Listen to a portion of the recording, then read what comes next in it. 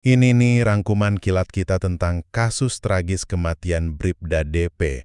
Kematian seorang polisi muda di asramanya sendiri akibat dugaan kekerasan senior benar-benar memicu sorotan tajam ke tubuh institusi penegak hukum kita. Pertama, kita bahas soal langkah cepat polisi netapin tersangka.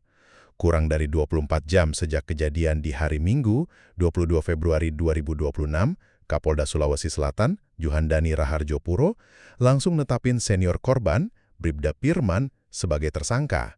Nah, luka di kepala dan tubuh korban ini ternyata udah klub loh sama pengakuan si tersangka. Sekarang, 5 polisi lain masih terus diperiksa, dan ayah korban, Aibda Muhammad Jabir, sangat ngapresiasi gerak cepat ini demi keadilan anaknya. Kedua, ada desakan kuat buat hukuman pidana berat.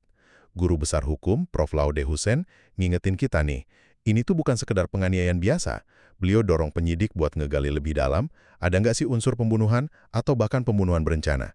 Apalagi kalau kekerasan ini terbukti dilakukan secara sadar, sistematis, dan berulang.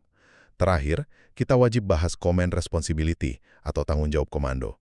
Intinya, kalau ada bawahan ngelakuin kekerasan, atasan tuh nggak bisa cuma cuci tangan.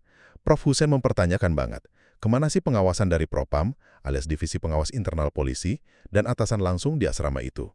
Buat jawab keresahan ini, Kapolda mastiin kalau anggota yang terlibat bakal diseret kedua jalur sekaligus, yaitu pengadilan pidana umum dan sidang kode etik. Kasus ini bukan sekedar soal kekerasan fatal, tapi benar-benar jadi ujian transparansi sesungguhnya buat kepolisian untuk ngebersihin masalah dari dalam rumah mereka sendiri.